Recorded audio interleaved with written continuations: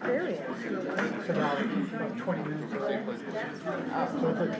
like 10. I'd like to call the meeting of the Palmdale Aerospace Academy to order. Roll call. David Lupon, Present. Narity Lopez, Present. Dennis Trujillo, Present. Ellen McIsaac, Present. Justin Knowles, Present. Farad Tashpulot, Present. Vicky Lee, Present. Cheryl Gardner. Present. Cheryl Goforn. Thank you. Paul, could you lead us in pledge of allegiance? Yes, sir. Mr. Georgia? Please stand. Ready? Begin. I pledge allegiance to the flag of the United States of America and to the republic for which it stands, one nation, under God, indivisible, with liberty and justice for all. Liberty and justice for all. Thank you. Public comments for items not on the agenda? None? Public comments concerning agendized items? None. None? Action items. I'd like the board to welcome our new appointee. Would you like to introduce yourself? Hi, my name is Farad Tashpulot. I'm happy to be here. I've been part of the robotics team for 2 years now, so I'm familiar with TPAA. Welcome. Good afternoon, Vicky, or good evening, I should say. Vicky Lee, I just retired from working in Palmdale School District after 36 years. And I'm excited about joining the board here. Welcome. Okay, good evening. My name is Cheryl Garner. I'm also retired Palmdale School District teacher, and I'm really excited about being here and working with you guys. And I guess I just got your point. So my name's David Lujan. And you I'm just happy got to- installed for 3 more years from the 3 city. more years, yeah. So I'm happy. Thank you. Reports, Superintendent Lynch. Yes, I'd like to welcome and introduce you to our new middle school principal, Ms. Melanie McLaren. Okay. Hello. We're excited to see the great work she's going to do with our middle school. I'd also like to welcome our new board members. We're happy to have you. It was nice getting to know you earlier. And I'd also like to thank Mr. Brophy. I saw the great work he's doing in the robotics lab already. The plans he has for our robotics program are amazing, so I'm very pleased that he's so enthusiastic. But, yeah, Thank you. we're excited for the school year. Director of Student Services, Mr. Riley. Always the busiest time of year. We really are working on enrollment, pushing out enrollment to the families who have already been members and are Griffins already. We pushed that out earlier than we have in the past, and we're actually ahead of where we need to be, as enrollment is really important because the data we collect from current families is just as important as the data we have from our new ones. So we're looking forward to starting the school year full, and just welcome all the new board members. Thank you. Thank you. Director of Educational Services, Mr. Schatz. All right, so our new teacher orientation, which we do at the beginning of the year for all of our new teachers, that is going to be on Wednesday, August 6th. And we are going to be inviting last year's mid-year hire teachers, anybody that started after the school year started, who didn't get to go through that process. So we're looking forward to that one. And then the next 2 days will be our annual Summer Institute, where we have this professional development for all of our staff, classified and certificated. It'll be on Thursday and Friday, August 7th and 8th.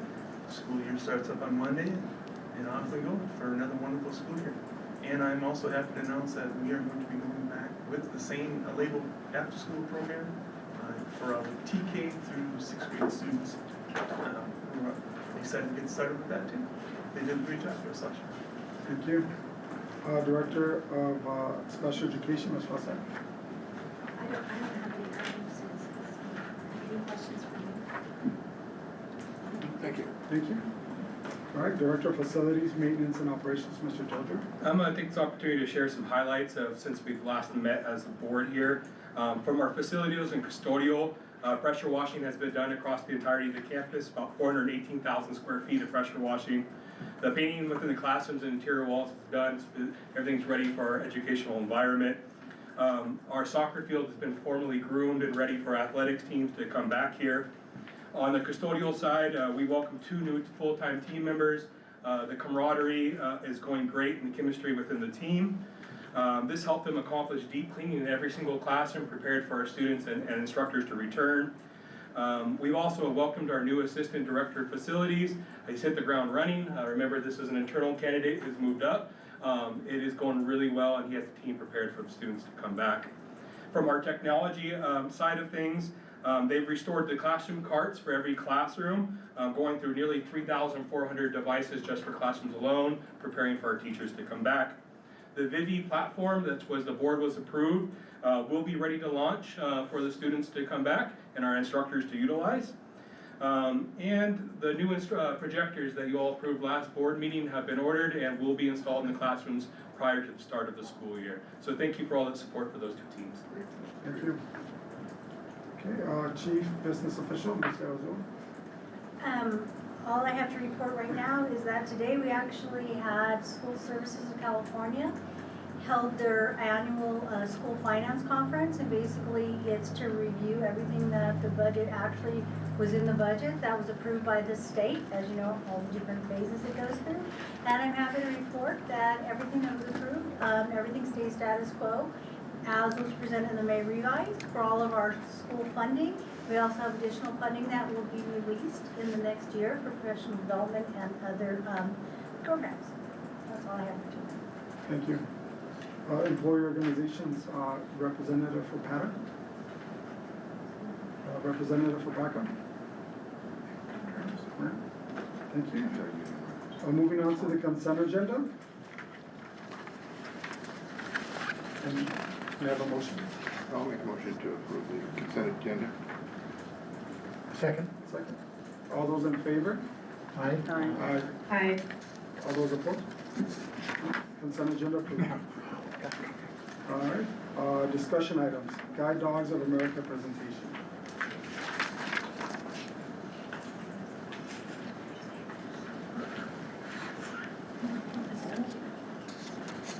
Okay, so the elementary school is proposing that we get a little puppy. So we are here to talk to you, myself and Ms. Alvarado, about, oh, I touched it. Guide Dogs of America. So we'd like to get a junior Griffin support puppy at the middle or elementary school. So, hello TPA board, school board and board of directors. The TPA Elementary School would like to propose bringing on our newest employee, a Guide Dog of America puppy.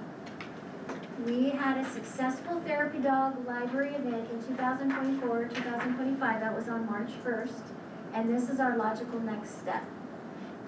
So that's some of us over here, wave everybody.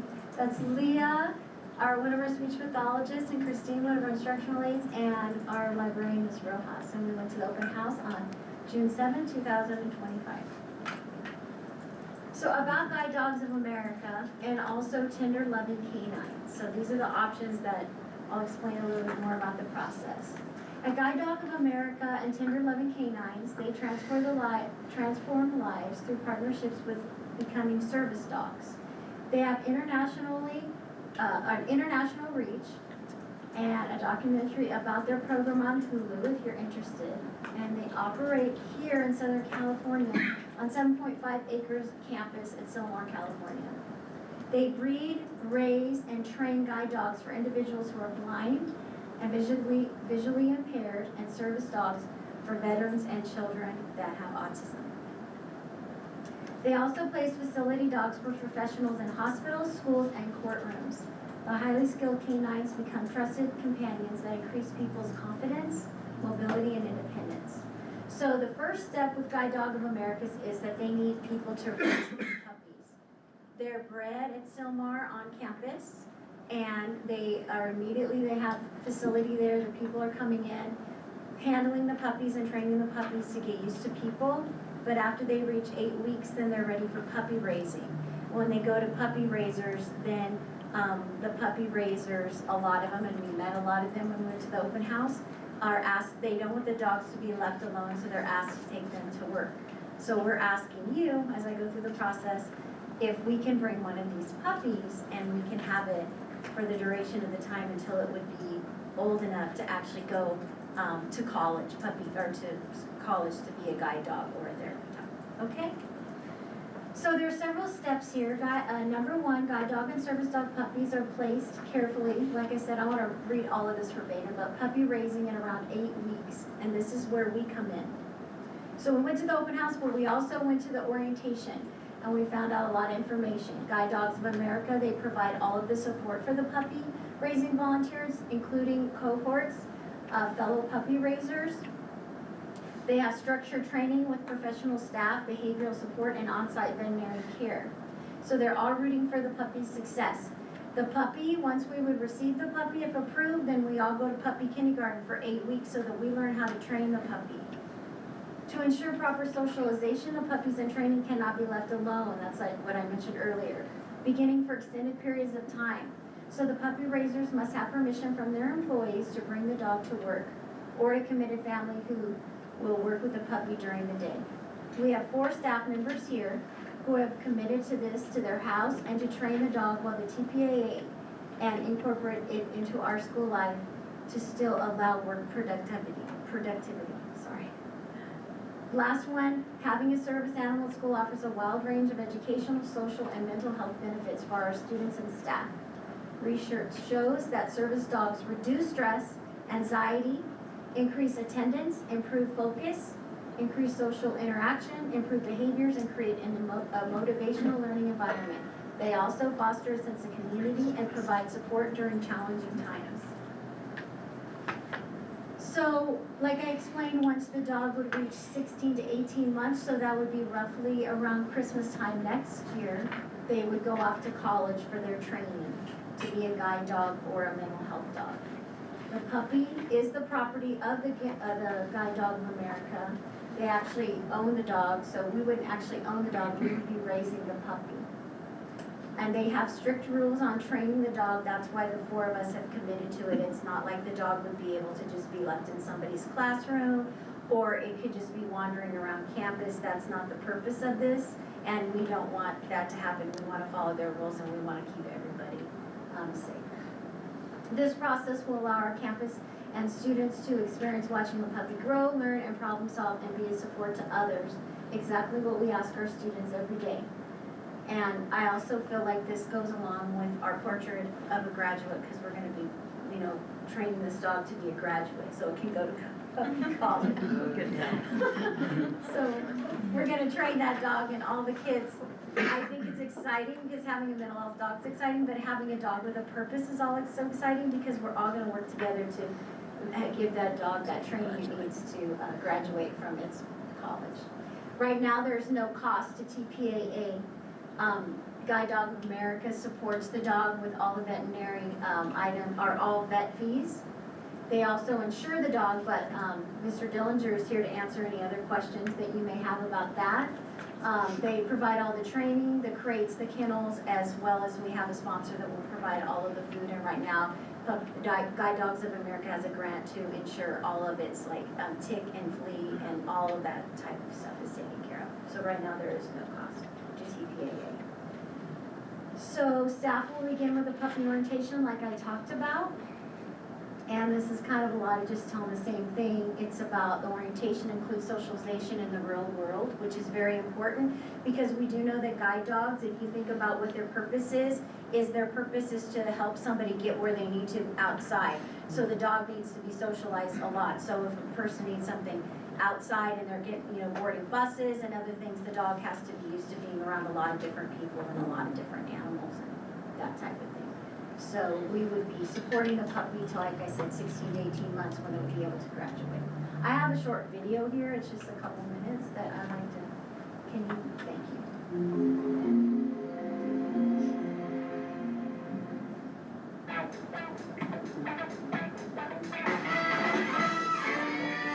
This is a little bit about them before they get to us.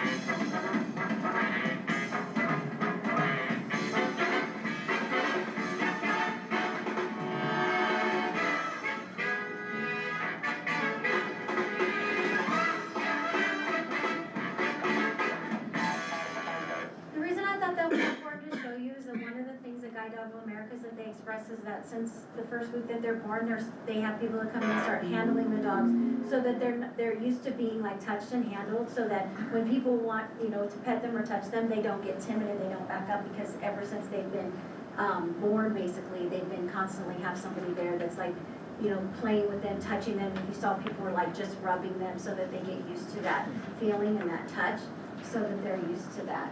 So that's very important. This is a little bit more, I've said kind of this already, that they are either guide dogs or become service dogs. They say that some of them are not always fit to be a guide dog.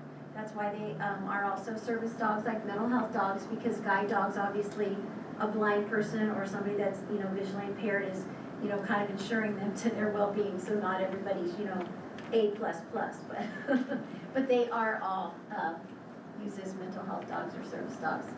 Sometimes you only need an image. There's one in the classroom. When we went to the orientation, 2 of the people on the board, or on the panel, they had guide dogs. One was a music teacher. She said she had 600 students at her charter school that were around the dog every week, and another one was a high school senior that he actually got approval, and he actually graduated with his dog on stage. So that was pretty cool. Here's a few more pictures. Here's all of us at our little orientation and at the open house. And then that's basically, I don't know, is this one very long? I didn't. Oh, it's like So basically, that's the end of my presentation, and I would like to answer any questions that you might have for me about Guide Dog of Americas or puppy raising. So what would it be doing all day during school? Well, we have a schedule set up for it. I did not put it on there. I sent it actually to Mr. Dillinger. It'll be with me, or it would be helping with speech sessions, or it would be with me doing social emotional lessons, or it'll be in the library, or it might be in the STEAM lab for a little. It'll be where we are, and it will help with social emotional lessons. It will help with special education, and it will also be in the library. Those are the 3 target areas that we're going to use it for. But it'll also, when we're available, you know, if a teacher wants to have the dog come in for just a little bit of time, then we want to make sure that we have a sign up for that. But that would be our focus, would be the social emotional, the special education, and then the library. And one of you 4 will always be with the dog? Always. Okay. Always. And that's actually something that we feel very, you know, passionate about, but also Guide Dog of America, because it is a puppy in training, and so it needs to be given the right commands. It needs to be trained so we know when it needs to, what is the word they use? Get busy. Get busy is when it needs to go to the bathroom. So if you hear us running around talking about we need to get busy, it's the dog needs to walk. Yeah. So we want to make sure that we're following what they request of us, so that's why one of us 4 would be with the dog at all times. Is there a way to identify what kids might be allergic to dogs? Yes. We did that when we had the mental health day with the dogs in the library. So what we would do is those students were chosen, and we did go through that whole process. We already have a form that's been created, and we would just send that to all of the staff, or all the students, excuse me. And what we would do is we would just have to screen them all, just like we have to do every year with our photo release form that we have, is just finding out if anybody is allergic, or a parent requests that they don't want them around them.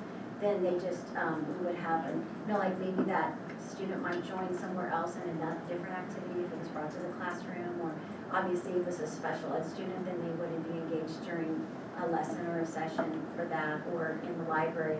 The dog also will be trained to, the Guide Dog of America will provide, what do they call, fences? They had another word for it. X crates. Yeah, they're like outside crates, but you know, like where you can put it up so that they're contained to an area, and then they have to stay there and they have to remain there. Yeah. And they want them to be trained to do that. Thank you. Any other questions? No? Thank you. Okay. Thank you. Appreciate your time. Thank you so much. All right, going on action items. The motion before us is to recommend to approve ethnic studies textbooks. So California Assembly Bill 101, AB 101 requires all high schools in California to offer an ethnic studies course beginning with this upcoming school year. and by the year 2030, it needs to be on the transcript for the students. So we are going to go through this pilot program. We found this textbook that the teachers got in the end of last year, that the teachers got a peek at. Next week, Monday, Tuesday, Wednesday, I'm going to go down with the 4 teachers that will be teaching ethnic studies next year with Ms. Lynch. And we're going to get a chance to build our program and go through all that process. So we would like to order 2 of these class sets of textbooks. So 2 teachers will get started teaching it, and I'll do that, and then we'll rotate. After our 6-week rotation, the other 2 teachers will do it, and then we'll finish going through our pilot program and decide which book we want to actually use, and then we'll bring that back to the board for purchase the program. So let me just restate the motion. It's to recommend and approve ethnic study textbooks, review and consider approval of ethnic study textbooks, pilot purchase. May I have a motion? Make a motion to approve the ethics study textbook, review and consider the approval of ethnic study textbook pilot purchase. I'll second that. All those in favor say aye. We have questions I'm first? sorry, you'll go Aye. questions? Oh, hold on, I'm sorry. Any questions? So, you said something different than what I understood on the memo. Yeah. So seniors this year, are they required to take it? No. Or those graduating in 2030 are required to have it on their transcript? We are required to offer the course this upcoming school year. It doesn't have to be on the transcript in order to graduate until 2030. So we're going to do it with our freshmen, and we're going to match it up with our freshmen so that every year the new students would have that opportunity. Is this a full year class or a semester class? One semester. We figured seniors, the last thing they want to do is take one more class before they get out the door. So we're going to do this with our members. Thank you. Is the cost here only for the pilot? The cost here is for 2 class sets of the textbook. But If we end up going that route and we end up using this book, then we would only need to get 2 more class sets because we already have these 2 class sets.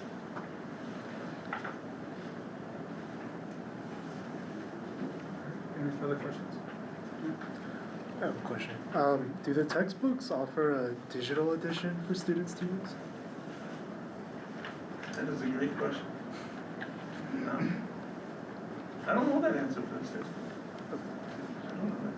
But we have the textbook, the print edition, and that's what the teachers looked at. And that's what they chose at the end of last year. They wanted to go with the print edition. Most of our textbooks are online. And so it's probably a nice little change of pace for the students to have. But we also have the students take their Chromebooks home to get on the online version. But I don't know if this one has that online version. Yeah, so what I was thinking is, if you have a physical copy, it can get easy to get lost, carrying them around, the weight. If you guys are already using digital editions, then that might be something to look into if it's an option. If it comes down to the end of it, when we have to purchase everything, we would pay that extra money for the digital online license. These books will stay in the classroom though, right? No? Textbooks would stay in the classroom. I'm still in favor of hardback books.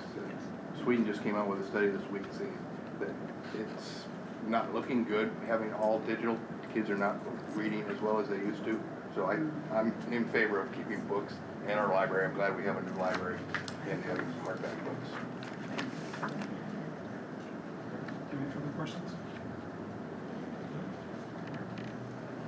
So we had a motion and a second. Yeah, take a vote. So all those in favor say aye.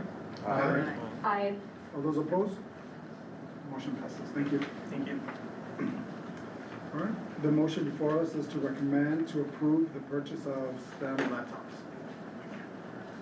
Hello, Board of Directors. Hello, brand new Board of Directors. My name is Michael Duarte. I'm the Assistant Director of IT here at Palm Aerospace Academy. Bringing before you a request to purchase 2 class worth of STEM laptops. We're seeing about a 20% reduction of our class supplies year over year for STEM laptops. So we're just asking to purchase 2 new carts to get our STEM classes up and going for next year.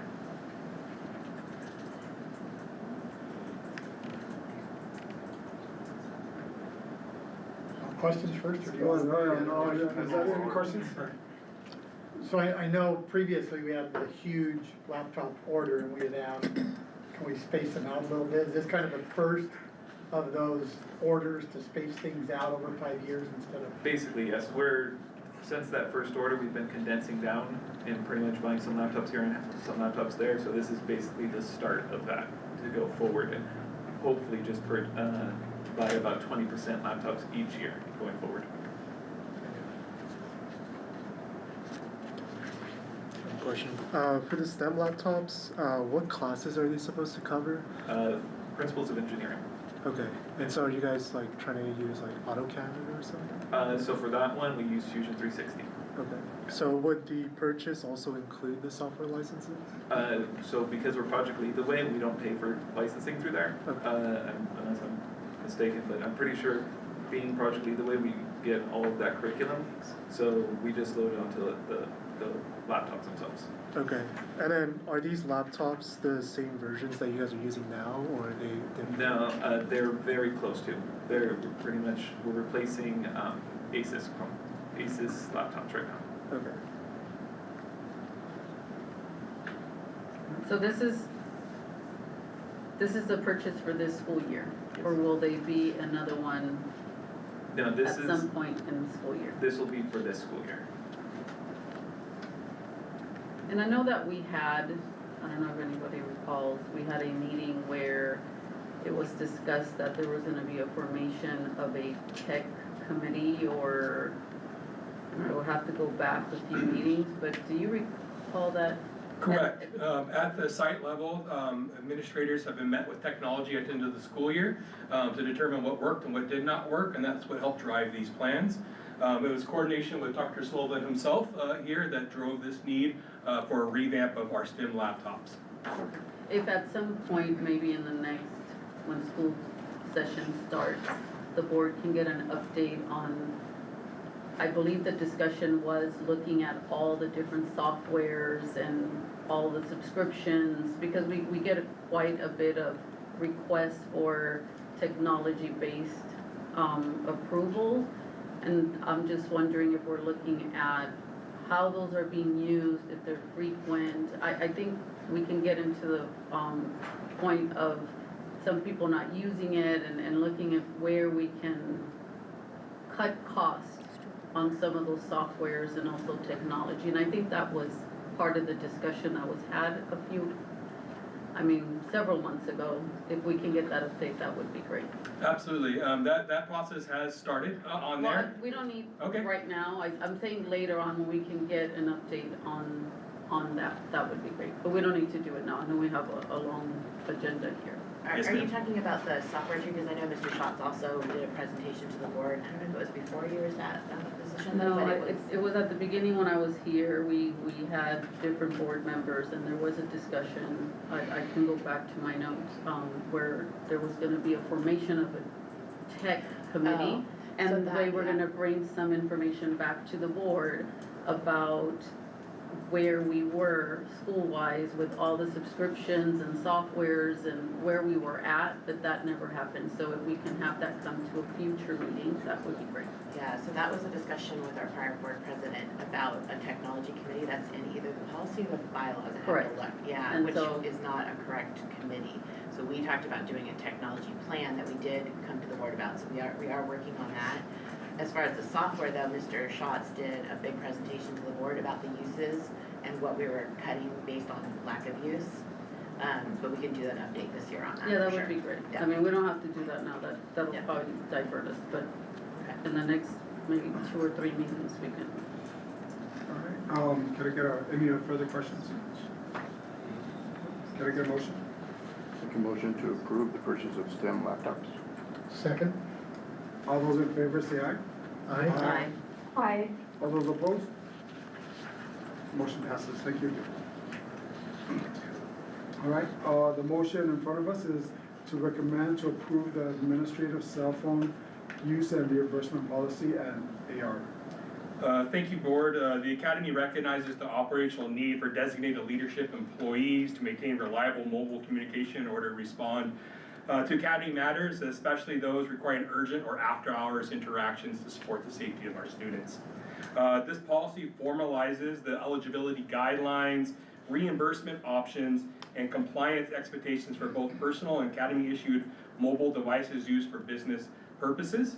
The approval of this policy will ensure responsible and consistent use of mobile communication in support of the academy operations. This is a new policy. It's not replacing any formalized policy we've ever had in the past. Any questions? I have a question. Is this identical? Because we received two with the packet. Correct. So one is the board policy and one is the administrative regulation that supports how we support the board policy. And who does this cover? How many people? It covers executive leadership, departmental leadership, school leadership, and other designated roles as determined by our superintendent. People who have to respond to emergencies, both student-based or operational-based emergencies after hours. It also provides opportunity for our superintendent upon receiving a request to offer that opportunity that she may feel is necessary for any other operational need. So I see that, Sorry, sir. This standardizes with other school districts here in the Antelope Valley. That's how we came up with the cost and some of the rules and guidelines is following the best practices that are instituted around us. So we are issuing the phones too. They have a choice. Yes, sir. Yes, ma'am. Sorry about that. Okay, so if they get they take the school issued phone, then they don't get the $50 stipend. Correct. so this budget covers about 20 phones. Correct. Currently, if you added up everybody, it would be about 18. So this gives us about 2 flexibilities if the superintendent designates somebody who has that need at a later point in time in the school year.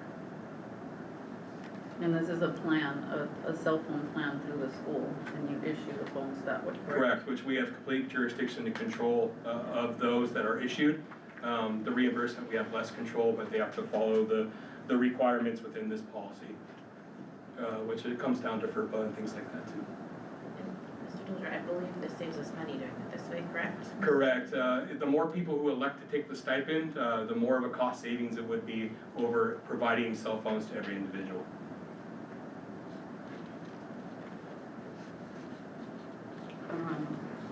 Any other questions? No? Can I get a motion?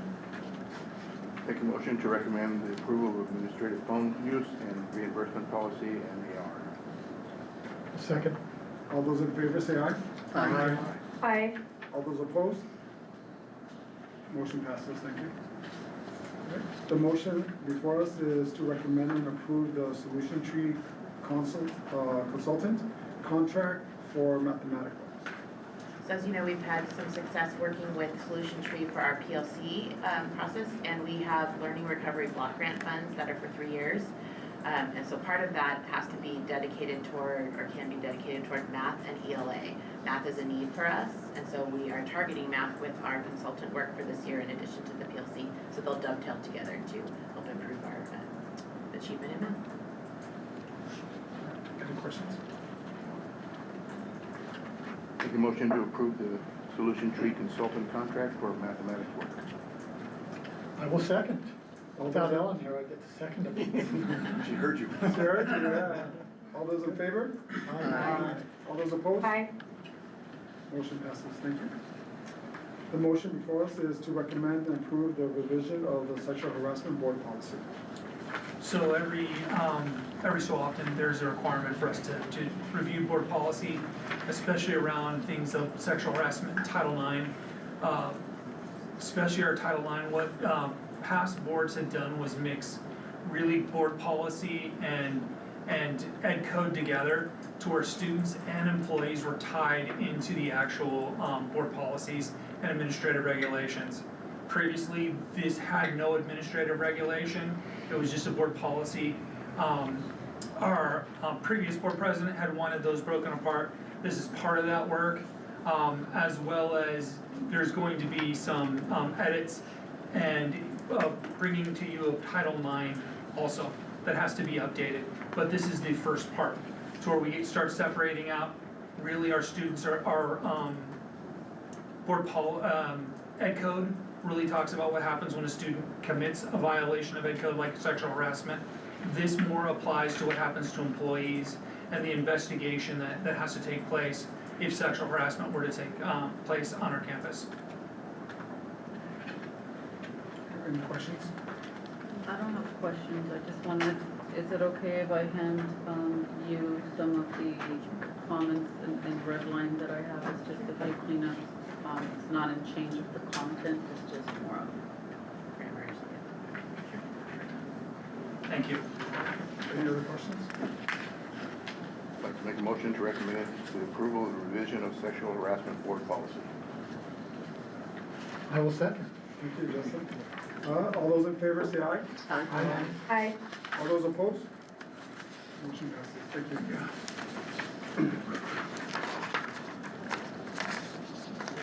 So, okay, the motion before us is to recommend and approve the new food service model and interim vendor. So I'd like to tell the board for item number 6, we're going to drop the interim vendor piece and you'll just be considering the new food services model. No, good question.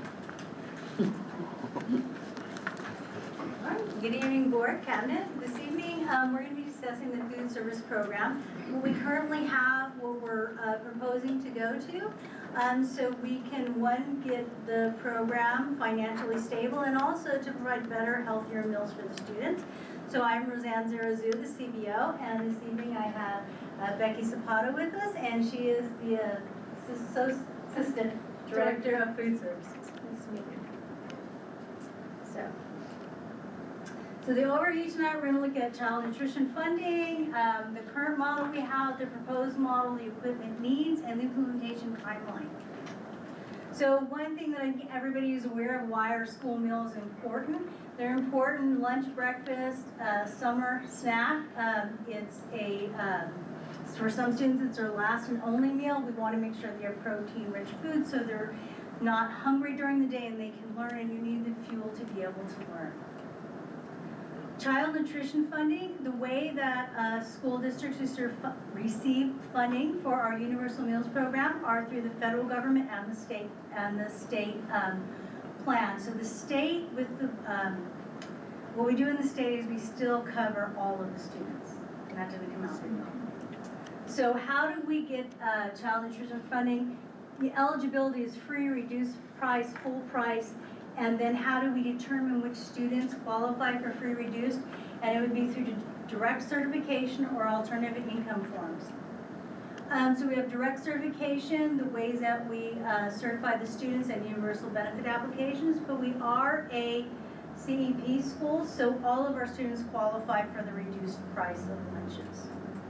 And the reimbursement rates, I just want to show you, these are the 24-25 rates. The 25-26 rates have not come out yet, so we know we get a COLA increase for the universal meals from the state portion. So this is our school breakfast program, and we do get the free and reduced price. And these are just the reimbursement rates for 24-25 for the National School Lunch Program, and we do receive the free plus 9 cents.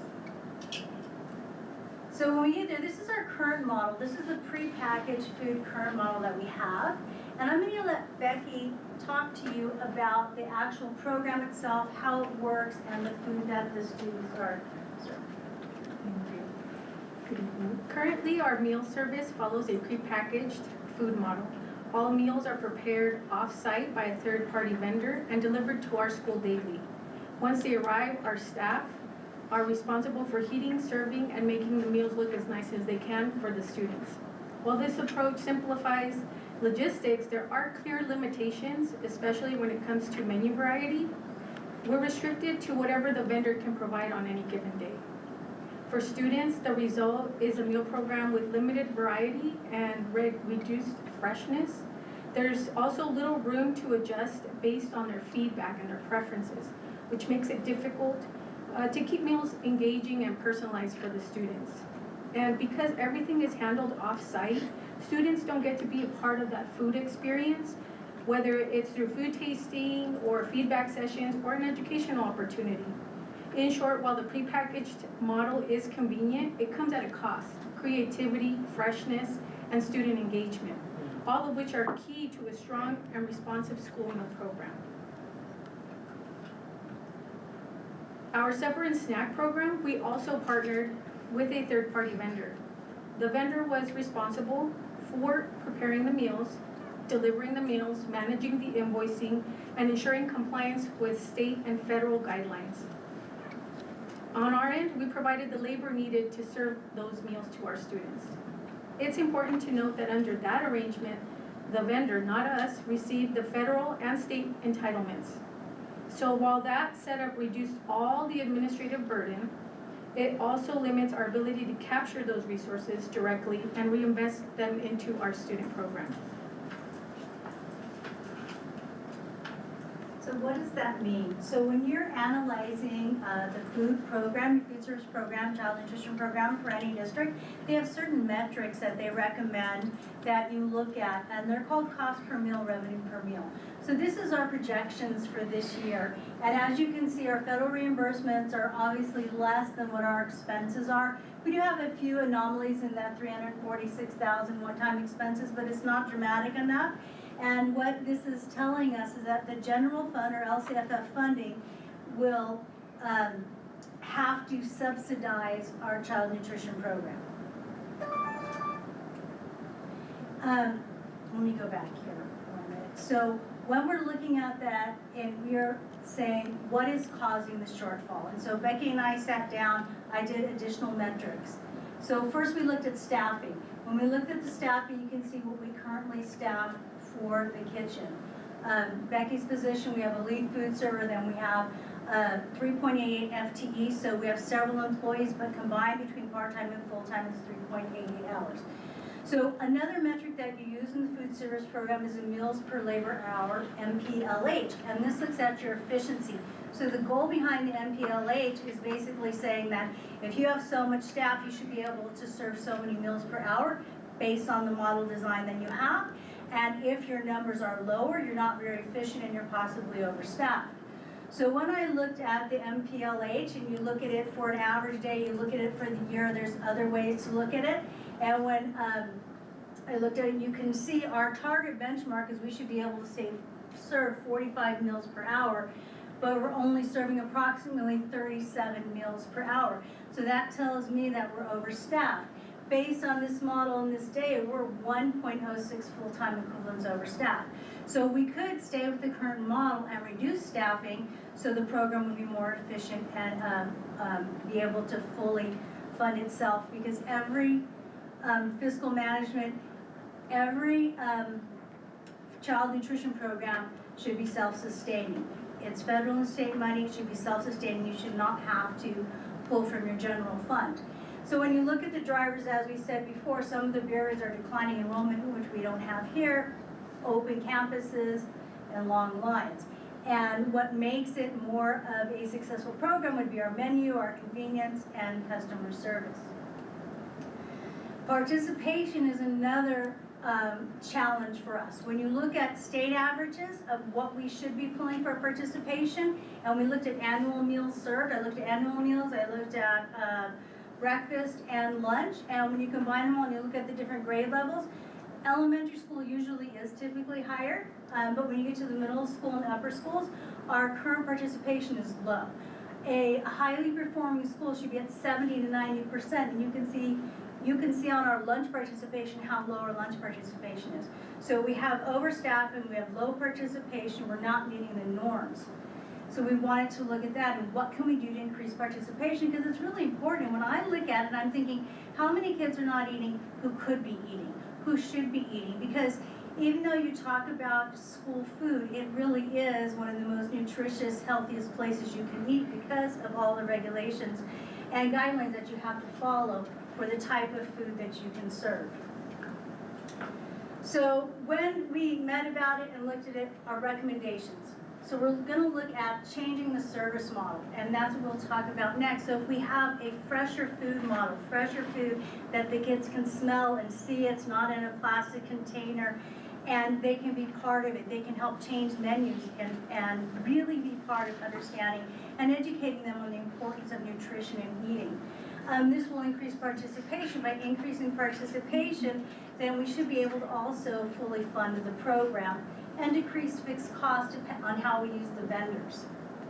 So this model is called an on-site prep food model.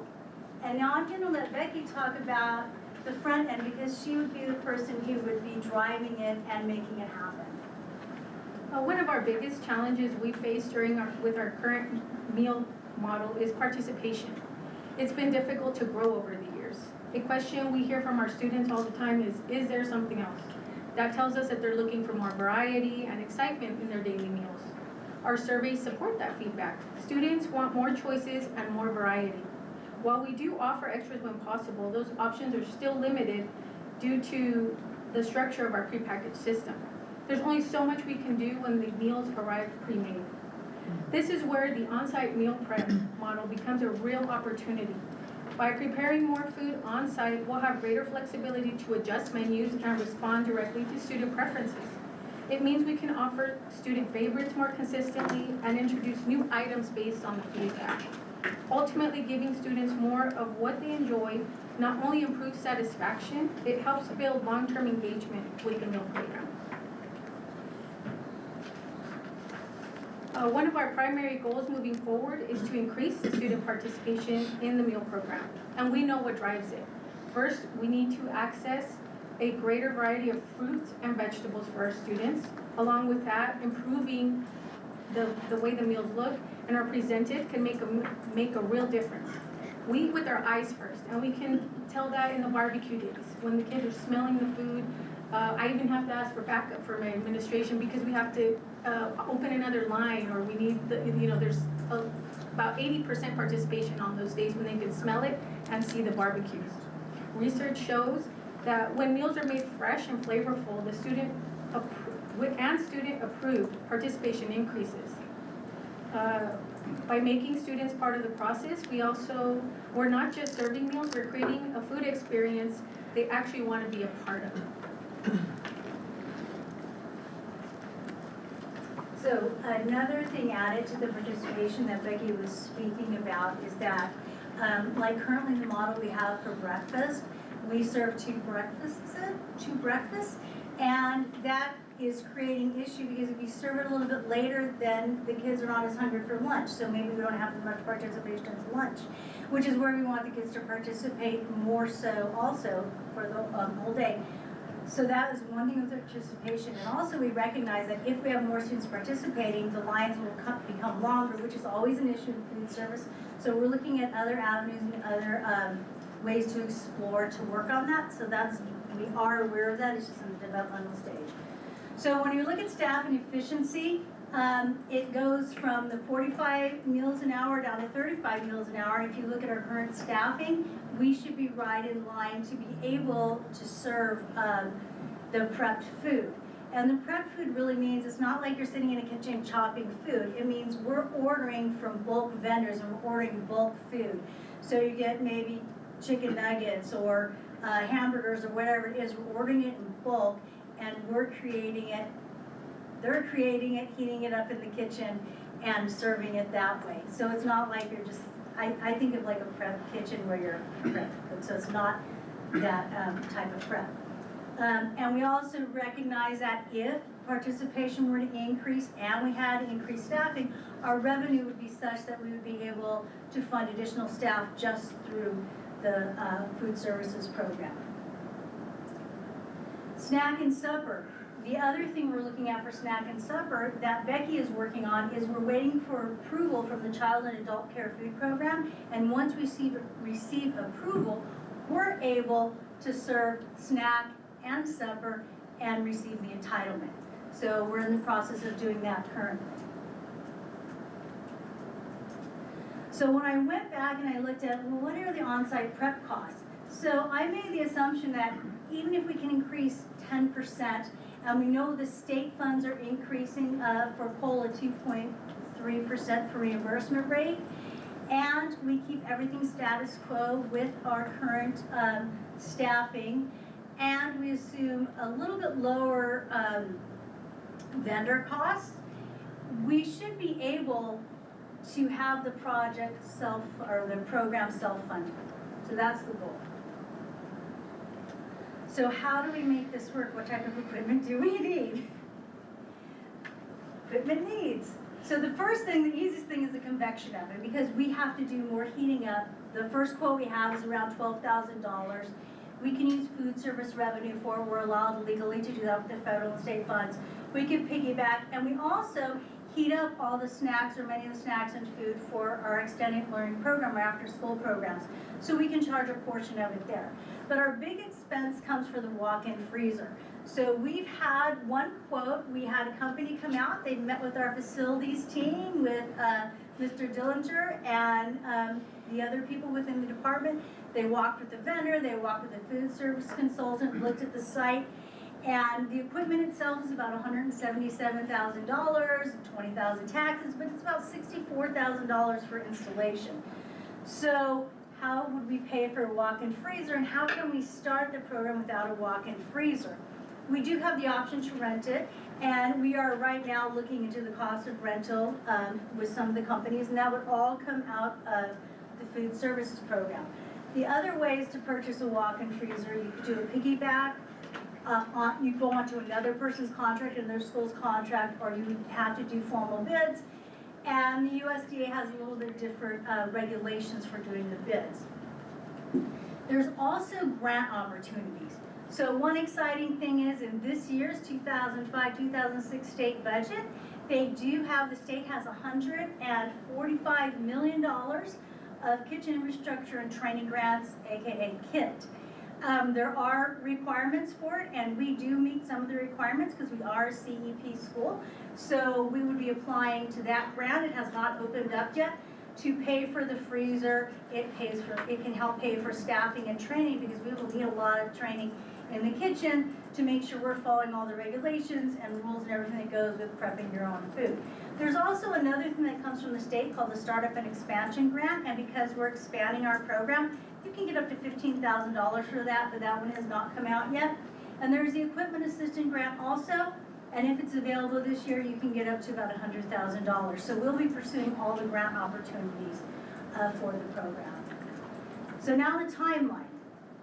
So right now we're in the process of bidding out vendors, because we will start the year with doing not pre-packaged in the package, but not buffet style, family style. So they bring the food and then we still serve it. So at least the kids are seeing the food's being served, you smell the food. And while we transition, because then we have to contract with bulk distributors like a Cisco or a Golden Star, and we work on the freezer, and we have to, Becky's department has to plan the meals, and you have to get them nutrition calculated and all of that, and and that's a great time to have student input and really build the process out. So we're looking at the first meal prep around October 1st, 2025, starting at the middle school, high school, keeping the elementary school maybe as a family style. So it's a slow process, but we want to, at least by January, be up and running. So that is what we're looking at currently. Any questions? What does the staff think, food service staff? Do they like to change? We've always known that this would be the direction that the school would go to, because we were, 4 grades when we began, and now we're TK through 12, which is 13 years of their life. So we knew that eventually we'd have to cook on site and probably expand the program where we get the kids so involved that we have a culinary program, or we have a somewhere where they make up their own recipes and they go to a challenge. There's so many opportunities with the program. So we're all aware, and we're pretty excited about it. Plus their kids come here, and so they're messing about it. Good. And the lead food server, we've met with her, and she's very excited of the possibilities. Good. So help me out, go ahead.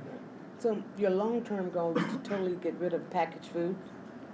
Correct. Okay.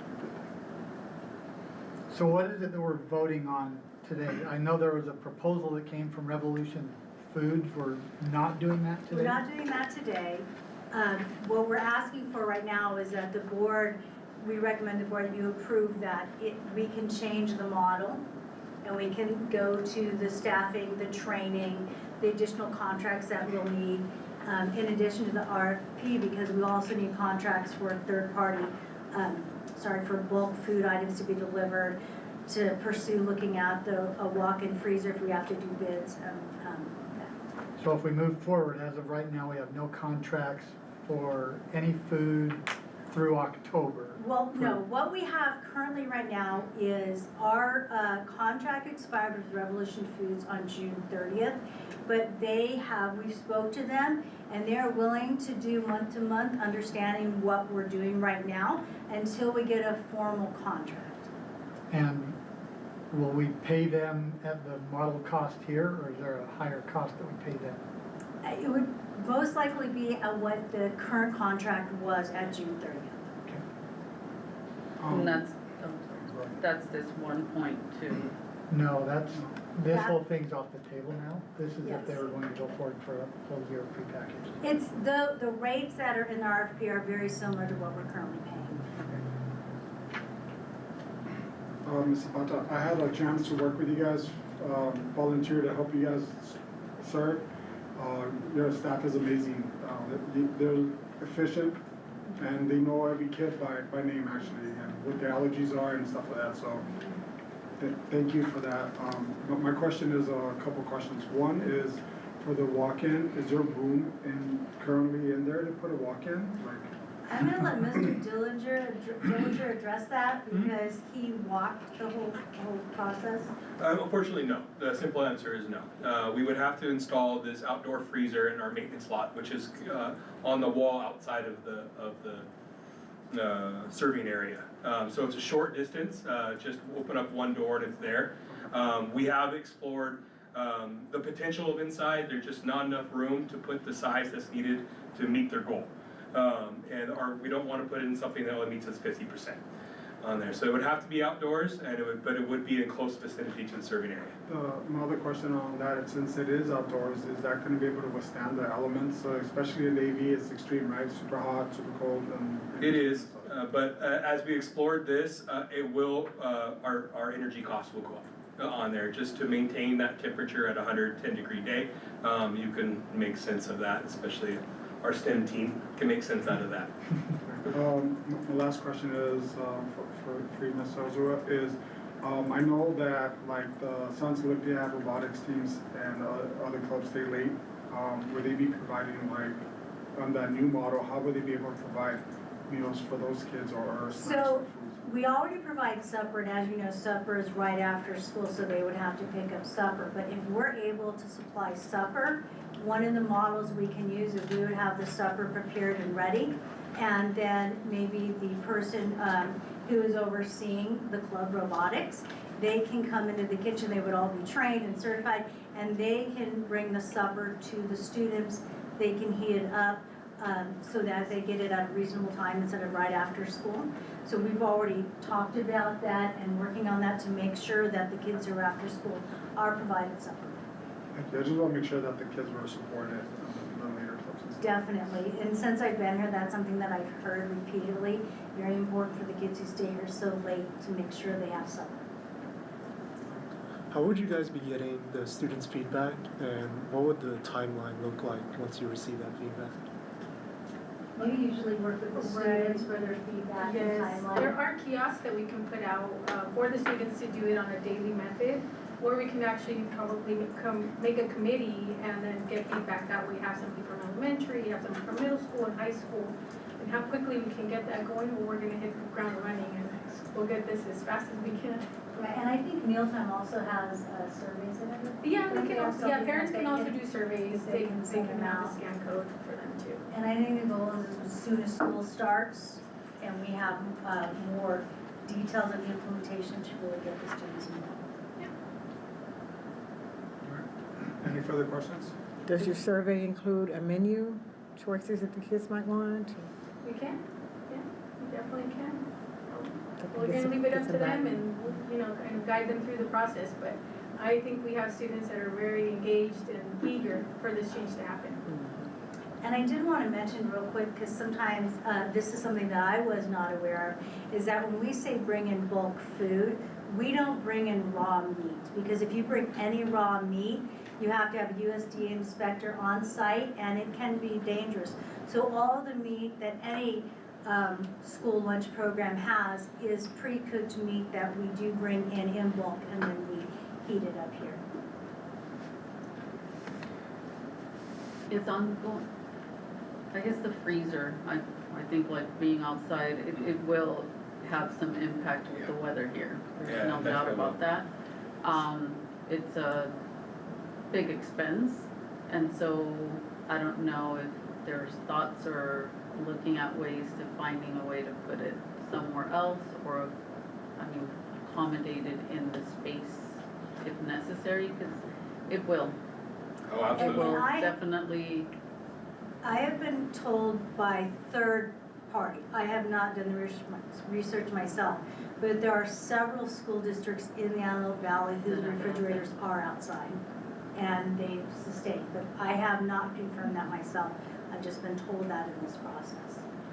We will continue to explore all of our options. It is ideal to have it inside. Mr. Shosh just presented an idea for me to explore on there as well. And that is our #1 goal, but realistically, it's a long shot right now. And when we do the freezer, we have the one freezer, and everything will be prepped in one kitchen and then just wheeled over to elementary school at this time. I'm so excited. Ellen, any questions, Ellen? No, not from me. All right. May I have a motion if there's no further questions? Yeah, I'm very happy to make this motion to recommend the approval of the food services model. I'll second that motion. All right. All those in favor, say aye. Aye. All those Aye. opposed? Motion passes, thank you. Thank you. Get those grants. Yeah. I'm on it, I'm looking every day. All right, the motion in front of us is to recommend to approve the Wolf Connection Service Agreement. Good evening, board. My name is Dr. Sullivan. I'm the high school principal. Nice to meet all of our new members and returning members. The MOU in front of you is for the Wolf Connection. You saw and listened to a wonderful puppy presentation by our elementary team. But over here at the high school, we're hoping for a partnership with the Wolf Connection. I'm not sure if anyone is familiar with it, but it is a wonderful program down in Acton, not too far from here, that provides mental health support for students in need. There's 2 programs that you'll see in there. One is an 8-week in-person program where students from our school, we're looking at less than 15 students at the high school that would go once a week, being transported by and supported by our counseling team. And these students would be going through a vetting process where the Wolf Connection would come do a presentation about what they can expect throughout that 8-week program. They would apply for the program. They would come on site to do a parent engagement workshop so that they have parent support. They've been very supportive, very communicative with everything, providing licenses, insurance. They met with our board of directors to answer any of their questions and their needs. The other program is a virtual program.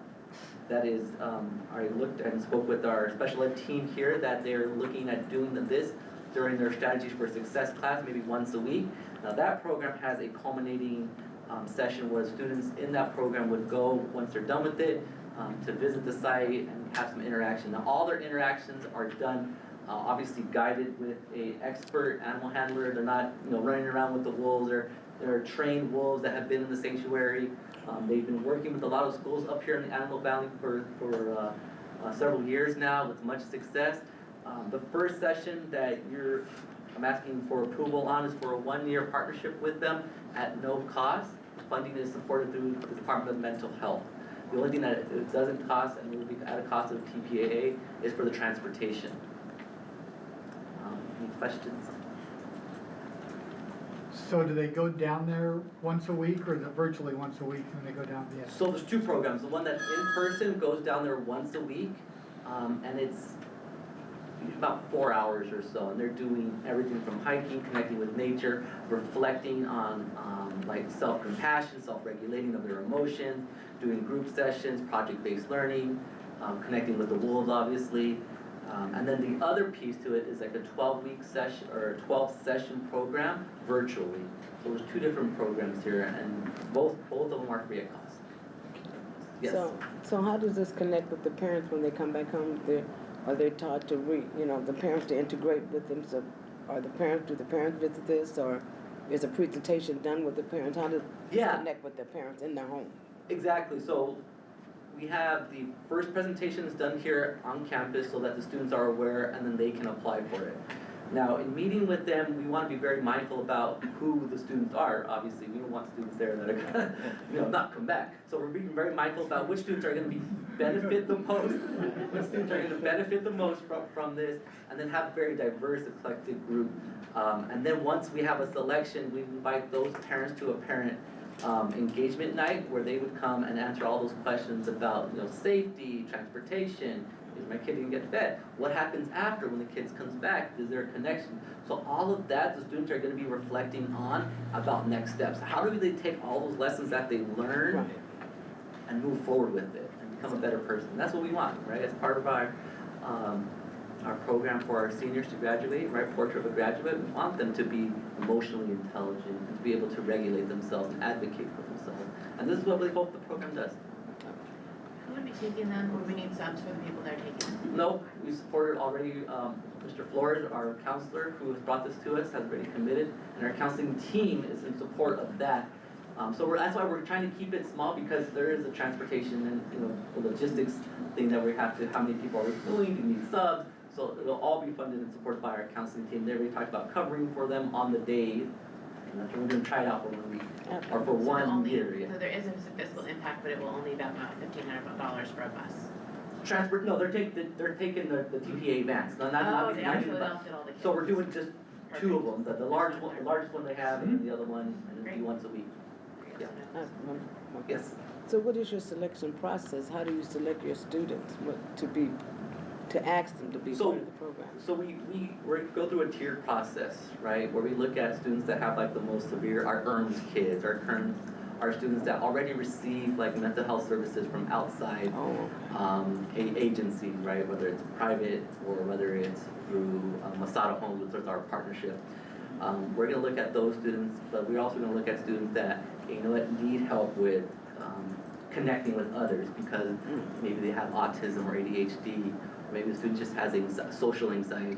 And so we want to have those tier 1 kids versus those kids that are emotionally disturbed or have other IEP accommodations, and bring those kids in as well. So we want to have the highs, the lows, and the mediums, and bring them all in and seeing, hopefully we can get a very nice diverse group in. Oh, okay, thank you. We brought this program when I was at Palmdale School District, and it's been a very popular program, worked very well. Oh, wonderful, that's good to hear. I know people that have worked with them, it's been very good. Yeah, I've heard a lot of great things about it. When I first heard about it, I was very excited to bring this. Not only is it great for the Wolves, but it's also, for our students to bring in something to get excited about. So I anticipate a number of students being very interested to participate in the program. How long can a student be accommodated for this service? So it's an 8-week program, and in there, hopefully the commitment is when they apply is that the students are going to be good attendance, and that's going to be part of that criteria, right? We don't want students who are chronically absent to then show up on the day that they're going to be off campus to go do that. So that'll be part of that selection process. But if the student is not able to make that commitment, then we are able to do a replacement, like a substitute for that student, I think up to the 3rd week. And so those students then can continue with it. But once they hit a 3rd week, then they really don't recommend replacing them with other students because they don't fully get the full effect of the program. So it's an 8-week interval. And so they'll do it, we have a timeline, or we want to start our first presentation late August, early September with our student population, and then take that, go through a vetting process who has good attendance, academic standing, is able to maintain their grades, and so this won't have too much of an impact on their overall student success. And then what we'll do is we'll have that parent workshop around September, and our first on-site visit, we're looking at somewhere between October and going through the end of 1st semester. Is this during the school days or on the weekends? It will be during the school day, yeah. So typically, I think they said around 9 to returning to campus at about 2 o'clock. So that's why it's really important that when we do that vetting process, we look at attendance, we look at academic standings to ensure that it's not going to take away from those students as well. So we are being very mindful about that. Is Is it gonna be open to all grade levels, or are you High starting school. off with all? High school. Any further questions? May I have a motion? Make a motion to recommend the approval of the Wolf Connection Service Agreement. I'll second that. All right, all those in favor? Aye. Aye. All those opposed? Motion passes. Thank you. We can thank Mr. Flores. Will do, will do. All right, the motion in front of us is to recommend and approve the CHP every 15 minutes. I figured that was me as well. So this is for the every 15-minute program. We've done it here. This is gonna be our third time. For those of you that are not too familiar with it, it's a 2-day program that partners with the California Highway Patrol. The first day has CHP officers and the student dressed in, you can go forward here a little bit. I don't have a clip. Where do they have clips? Yeah, so the 2-day program is aimed at specifically juniors and seniors at school to participate, and it aims to make them aware of the risk, harm of driving not only while drunk, while impaired, so while high, but also while being distracted. With the new California laws, right, without no touching your phone, that also plays a role in this as well. And so they do a fantastic job with being very realistic. Last year we had a wonderful partnership with the DA member who came in and talked about cases that he's prosecuted for individuals that were driving while under the influence. And students got to ask them questions about it. It was just a phenomenal program that I had the privilege of overseeing. Like I said, it's a 2-day program where the first day students are being, every 15 minutes throughout the days, juniors and seniors are being selected, or they've already been pre-selected, but they go out of class, and that's supposed to simulate how every 15 minutes someone dies by being killed in a driving accident because of someone being under the influence, being impaired, or whatnot. And those students, and so that day, sorry, let me go forward here, and the video's not there. So this is kind of the images that we've had in the past, right? Where we had every 15 minutes, a uniform officer and counselor and teacher will come, and the student will read a student's obituary, and then that obituary will then be posted into the class. And our selection process when we did this last year was trying to get students that were, again, from a diverse. So we get students from the robotics, we get students from our athletic programs, our ASB, our yearbook, students that are gonna be, felt their presence, right, impact is trying to be as diverse as possible and representative of all student groups. And I think last year too, we also did some staff members as well. And that was a twist that we added that had surprising impact. We had parents that read the obituary for their daughters in the class, or for their daughter in the class, that had emotional impact. Staff members that had to read the obituary of a teacher that passed away, which again had huge impact. I didn't expect to see my teachers cry and just weep as they read that obituary, so it was very impactful. And students saw that too, and it even made it more real. The day continues. Those students then have little makeshift graveyards, and facilities did an awesome job last year to help us out, and I'm excited to partner up with them again to do a makeshift graveyard of all those students that have passed away. In partnership with the Highway Patrol, we closed off 35th here. We had a simulation. We invited the AV scanners, I believe, came out here, and they did a story on us as well. And so we had the morgue come out here, the coroner come out here, and he brought his, and we were able to do a whole stage setup of the crash site that simulated a drunk driving accident. And this was all being filmed and staged by our Dave Saltman, our consultant last year that we were working with. So these students, along with the 16 students, about 16 students that we had that were brought out of class, are then sequestered overnight in a retreat. During that retreat, not only do they get fed, yes, we'll take care of them, feed them, but they also get to speak with the CHP officer about, hey, real life stories about what they experienced in their career. Like I said, we had the DA agent come and talk about cases that he's prosecuted and hear about what happens when people go through this real life.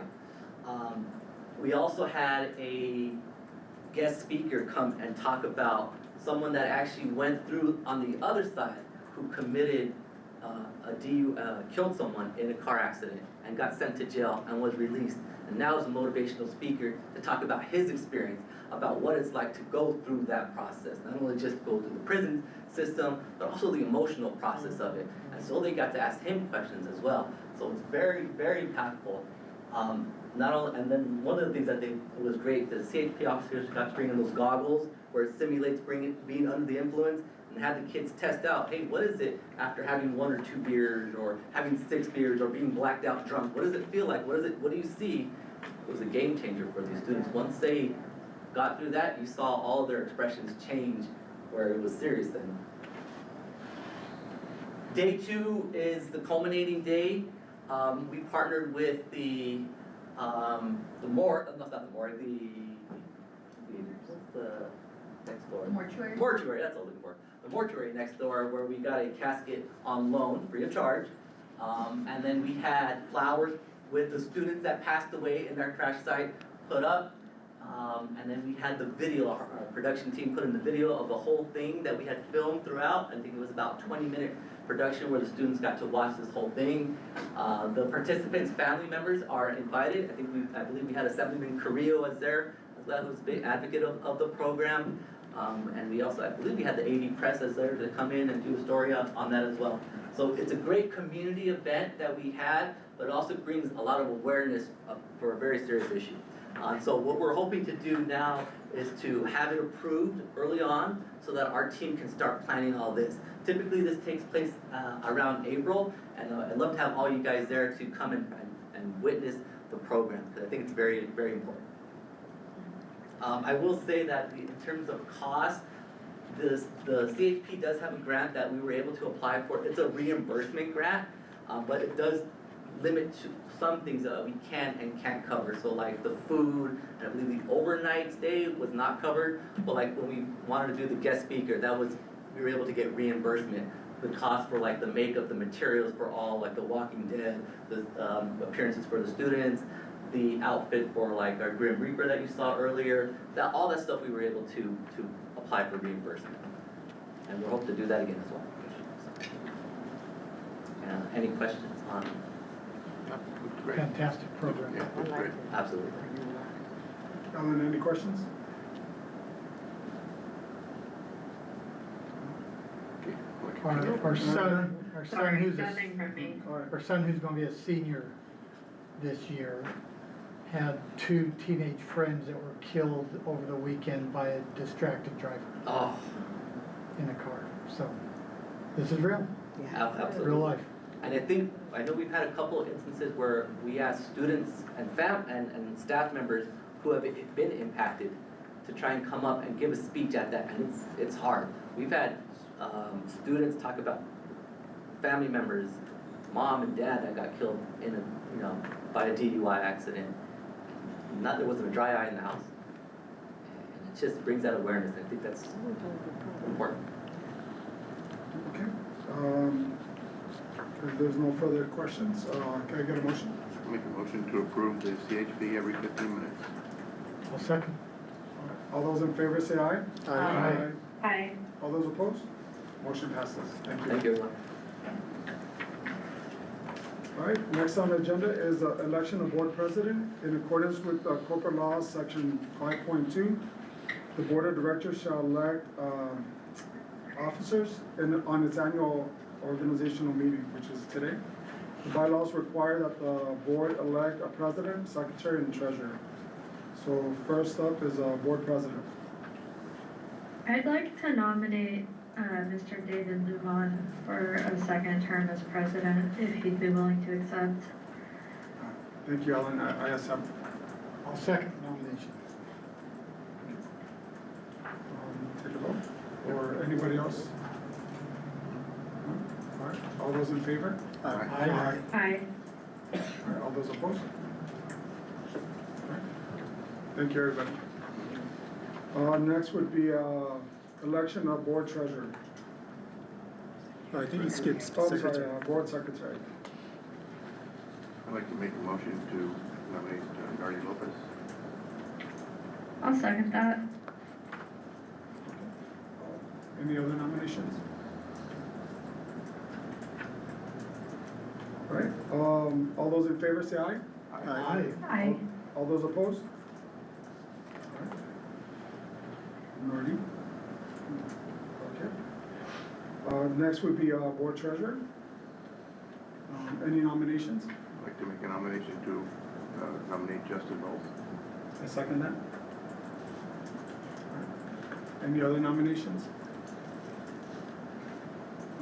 All right, all those in favor for Justin Knowles to be treasurer? Aye. Aye. Aye. All those opposed? Welcome back, Justin. All right, next, the motion before us is to recommend and approve the 2025-2026 Board of Directors meeting calendar. Any questions on that? I'd like to make a motion to approve the. So, I had a conversation, I think with Ms. Lopez, if you don't mind me sharing, that we talked about the selection of, or the date of the organizational meeting. This is the time for the board to change that date if we wanted to. Because once this is approved, we currently have it as it has been in the July 28th meeting. So if there's a change, the date would have to be now with this calendar. I just want to put that out there. And the reason of my request is because I feel that we have new board members come in on the same day that we're making these decisions, and it doesn't allow those new board members to even be part of the board and part of that process ahead of time. And it just doesn't align well. And so for me, I think having it at different times than when the terms end. So most of the terms, or the majority end June 30th or July 31st. And then we're here choosing with new board members. So to be mindful of everyone having a voice, right, than coming in and just voting on, I think it's important to have a different date. So what's your recommendation? My recommendation is, I know that the bylaws say that it needs to happen 30 days from the date of the start of the school year. I believe they're looking at the school year, I guess it's up for interpretation. You could say the school year starts July 31st, first, because that's when the fiscal year starts. However, the actual onset of students on campus is in August, so could that be considered the school year start? And it could be later in August for that to take place, to allow some time there for the new board members to come on board. But I feel like everything is so crammed together that there's no opportunity for new members to really even get onboarded to make those decisions and those votes. Any thoughts from the new members on that? Well, I agree with that because, like you said, like today, we're just kind of here and we met in the room for a little while, so, I agree with that. When would be the first day of the official first day? 11? When the teachers come, what do we consider the first? When the students That's are what our here? question is. First. What do we Or when the consider? staff Right, comes 'cause back, or? It's not clear, it just says, in the bylaws, it says from the first set of, the onset of the school year. Doesn't specify, is that, the beginning of July, is it when the school session actually starts, that the kids are on campus, so. So when do the kids come on campus? The 11th. The 11th, but, so the good news is the bylaws, I don't know if it's good news, but it hasn't been approved yet. And I know there's some changes that we're thinking of making to the bylaws. Okay. And so there might be an opportunity to change the language in the bylaws, to have a later date. I know that a lot of school districts go December or January for their reorganizational meeting. If this board were to decide to do that, then whoever was elected tonight would have a short term, so maybe the board would agree to give them till the following year or something extended. But if that's what you're thinking of, maybe mid-year and kind of being in line with other districts, or rewrite the bylaws to not be 30 days, but there's some options when we look at our bylaw renewal. But if we change it to do the organizational meeting mid-year, then what happens when someone's term expires if they're in an officer role? Like if someone's in the last year of their term and they get elected for an officer position, if they get elected in December or January or something like that, and their role's up in July, that you've got a vacancy for that in-between period from August to whenever you do the next organizational meeting. You do not, because the person sitting there stays there until it's filled, unless that person decides to resign and not be there. But based on the bylaws, it says that even today, in my interpretation of the bylaws, section 3.6, it doesn't say must or has to, it says should. So even in their interpretation, the legal interpretation says, from the attorney says should. So we as a body have the authority to make some of those changes, and so as long as we're doing it together.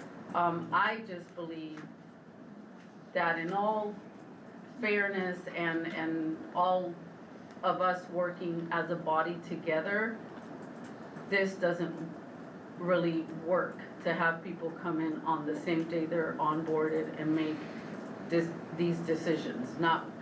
So what month were you thinking?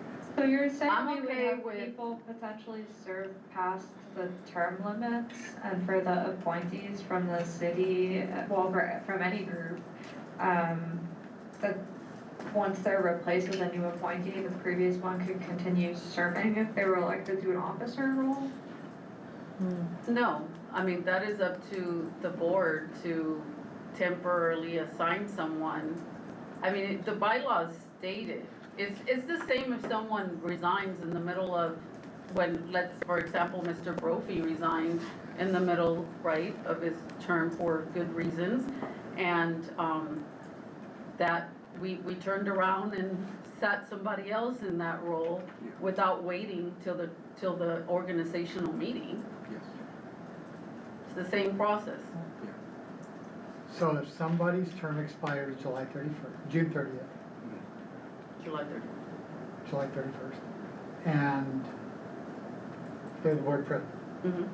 who's the board president on August 1st? They stay until we fill that spot again. They don't walk away. David, Okay. if his term was about to end July 31st, right? Had the city or the designator of that seat or the seat he's filling not filled it yet, he doesn't get removed right away. The bylaws dictate that they can stay sitting in that seat until it's replaced or they're reappointed. What do you do with his replacement then? What do you mean his replacement? If he's being replaced by somebody else in the city? Then we would have vote to nominate reappoint a someone just like we did when Mr. Brophy resigned in the middle. Well, I think you'd have to look at the term dates, and so for the first year of doing this, you'd have to adjust all the dates again to fit whatever month you decide to go to. So if you did December, then you'd have to look at when the terms actually end, and for that one time, it would have to be adjusted. I think the board would have to show some wisdom in not nominating somebody who's going to be out potentially in 6 months. Right. So, I mean, it's up to the board to choose a correct person And if who's going to be able to. If we change it to the last meeting in August, if somebody leaves, we can run the meeting for a month without any of them. we could also call a special meeting at a certain point if we need to do that. I'm just saying that whichever way it works, I'm not saying it has to be in January, or I don't need to specifically choose the time frame. I just think that having it all happen in one meeting like it is today, it's not. But I think we have to pick a month. But we do need to pick a Today, month, so we can do that. So last meeting in August? Well, if it's August, it falls into the following year, because this is for the 25-26 school year. So Still, if we want new board members to be best involved, I think they need more than 1 or 2 meetings. Yes. I think if we go to the last one of January, they have 6 months to get up to speed and are well-versed in. Almost all the other school districts do December, right after the because election. there's ed code around it. I don't know that we want to make that change right when the kids are coming back to school, at the beginning of the school year. So, There needs to be some stability. is anybody okay with Well, I mean, December then? we wouldn't be replacing board members, we would just be replacing titles. Responsibilities. So Yeah. I don't think that would impact the kids or the students Yeah, in any but way. for new board members, I think giving them some months instead of 1 or 2 meetings would be better I integration. agree. So the last meeting in December? You guys okay with that? Yes. So, this is for school districts, I'd have to check with the attorney if the charter is different, but it says, it has to occur 15 days following the second Friday in December, or by December 20th in non-election years. Because that's the elections, yeah. Yeah, but that's traditional public schools, I have to find out, but if we did December, we could pick that. So are we going to say December of '26? It would be, Or would be So- December of the end of this year. well, So we're on you're another election approving in 6 this months. calendar, so I Yeah. would think you would do it this year with the agreement as a suggestion that the board would just continue who's currently in it, they just have an extended term, either that or you're giving them all very, very short terms, Yeah, which is, yeah. and then look at the. But we have the option of going with the same people at that time Yeah, as well. we So vote again to in me, December, I would put the same do, people in. start fresh, December of this year, and then we start fresh there and we keep going. So that we're not once again in the situation of extending things, it's just cleaning things out. Yeah, I think we should have another election in December. We can put the same people in again if that's what we feel. If that's what we choose. Thoughts? Any thoughts, guys? Well, I get the idea that it would be nice to allow new board members some time to start with people before voting, but I feel like we're creating, like we're desynchronizing things and creating the opportunity for a lot more churn that's kind of systematically established if we do something mid-year. Could we do something in August or September?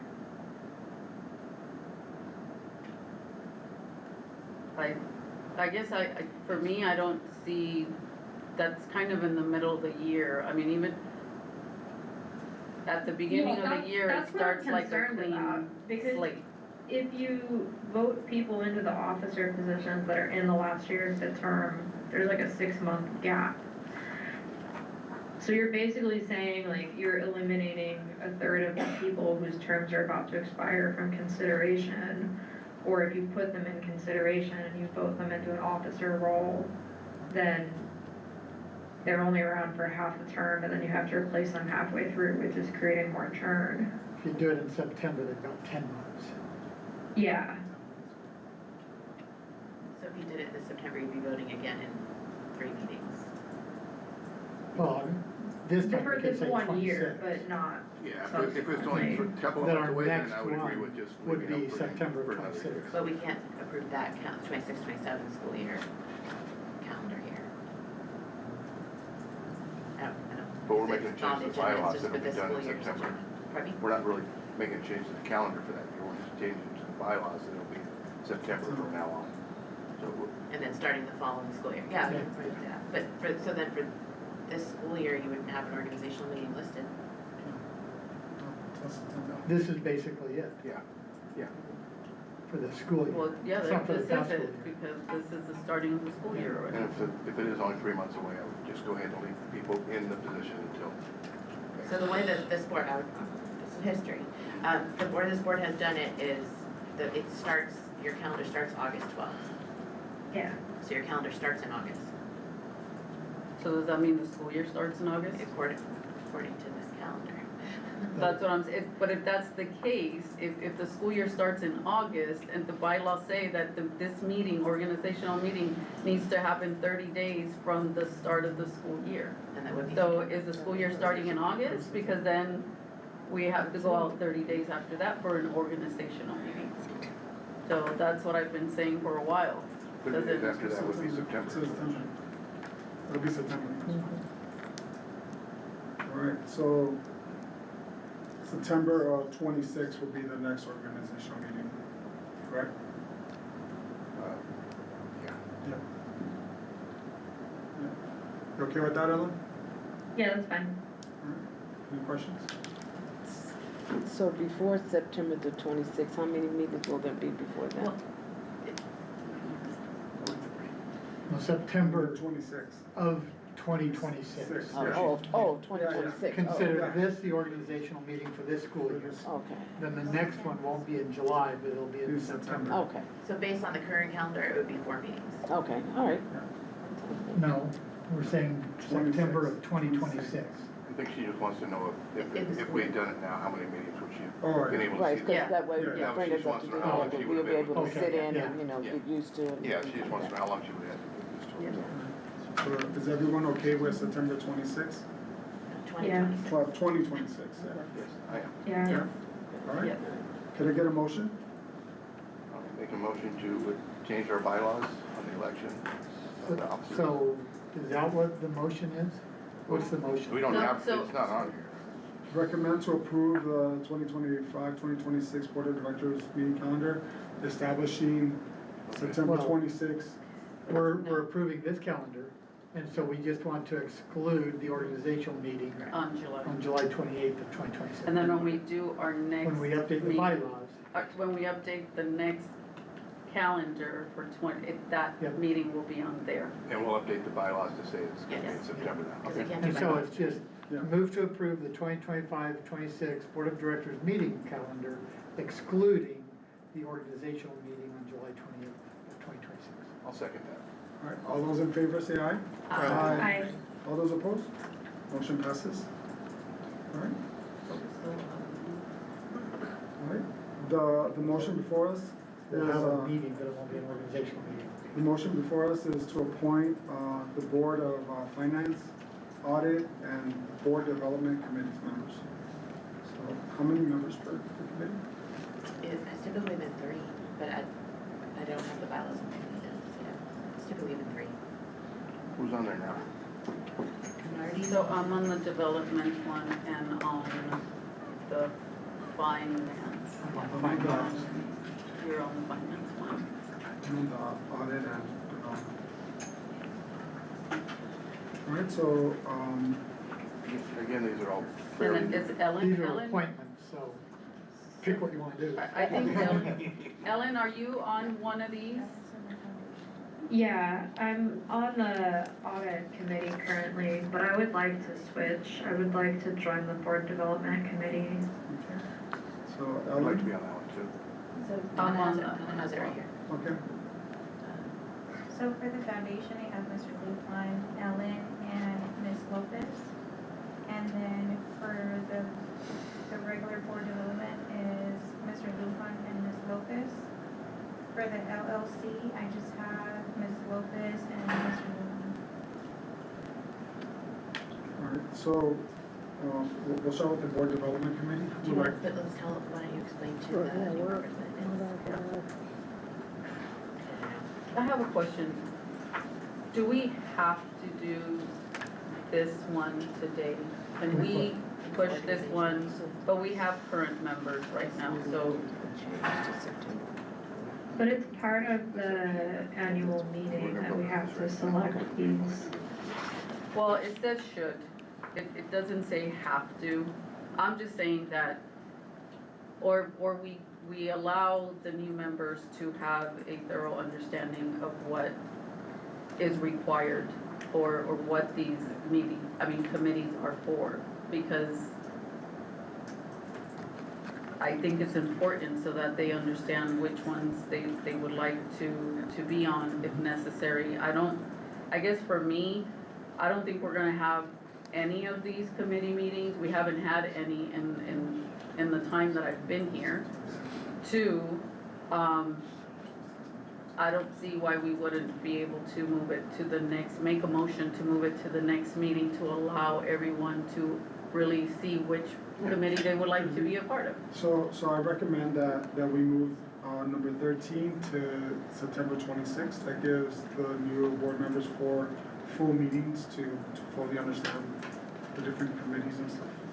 Second. And that's not 2026, it's No, September 26th. so 25, yes, Okay. yes, Wait, September so 26th, 25. 2025. Wait, no, that's not even. Are we sure we can do that and have it be compliant? Because last year when so many people resigned, we had talked about allowing new appointments to backfill committee roles, and I think we had been told that we couldn't do that because it was outside of the annual meeting.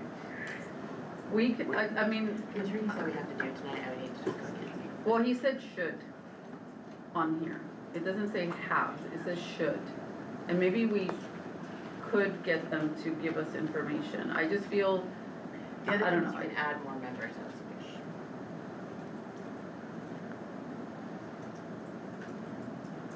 I don't, I guess for me, I don't see what would happen, or we would be out of compliance for what? Because we haven't had, in the time that I've been here, it's almost been a year or a year. We have not had a board development committee meeting, we have not had an audit meeting, we have not had a finance meeting that I've been a part of. So I don't see if it would impact any if we push it a meeting or two later to be able to allow everyone to understand what they are for and really understand, and maybe at that time too, discuss how often do we meet for those committees so that we are not just part of committees that are not being held. So, board, this is just my recommendation is in order to be in compliance, right? We select one board member to be on the committee. Then on the 23rd, right? But we do have board 23rd? members that are on it right On- now. You're on it, I'm on it, Justin is on it, Ellen is on it, so I don't see why we would be out of compliance if we don't do it now. We're just gonna move this item, and as the bylaws say, that when a term ends, if a person hasn't been replaced, they can stay on there until it's done. So I think it would apply the same way. So we'll make the motion to keep the same board members on the committees. And then on the September 23rd, we'll let the new board members see which committees they'd like to join. Is that okay? You guys okay with that? I'm good with that. Justin? You okay with that, Ellen? I'm gonna vote nay on that, but I think you have enough votes to do that. Okay. So we'll keep the status quo. We're gonna make a motion to keep the status quo. On September 23rd, we'll adjust the committees. All right. So is the motion to I think the maintain, motion is to table it to the next meeting. Yes, yeah. if we just want to table that, so I move to table the appointment of board finance, audit, and board development committee members until the September 23rd board meeting. All right. I second that. All those in favor? Aye. All those opposed? Nay. So question, so then we'll be given, information about the various roles? Over the coming weeks. Okay. Yeah. And also, I mean, I don't know if they've been changed, please correct me if I'm wrong, but on the website, do we still have the board policies on there which have? We don't have a website currently, it's a draft until the end of July when we finish with our new company, but those will all our policies will be in Gannett. And they're not, are they available? I mean, I know I have them printed, but are they available that they could be shared with them so that they We'll can share see? the information with them, Please yes, do. for sure. All right. Moving on, public comment, public announcements regarding closed session items? None? Okay. Public comments for items on the closed session agenda? None? All right, we'd like to adjourn for closed session at 18.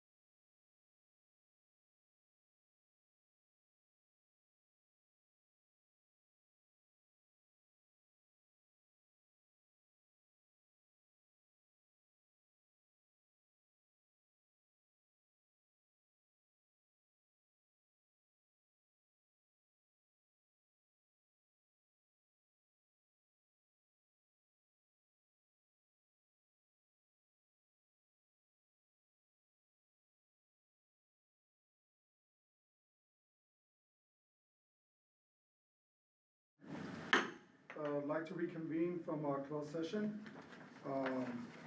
No action was taken during closed session. Board reports. Mr. Pratt, would you like to say anything? Any reports or anything? I'm good. You're good? Ms. Lee? No. Good? No. Dennis? Not tonight. Justin? Just a shout out to our facilities and IT team. I mean, this is a busy time of year for them to get everything done, ready for the kids to come back. We've had email updates on everything happening, so it's been a busy campus, even without the kids. So appreciate all they're doing to get the school ready for kids in a couple of weeks. Ellen? Nothing for me tonight. Thank you. Ms. Lopez? All right, I'd like to second Justin. Shout out to facilities. They're doing an awesome job. New sound system in the gym and the roof getting installed, so. All right. I'll make a motion to adjourn. I'll second that motion. All motion, all in favor? Aye. Meeting adjourned at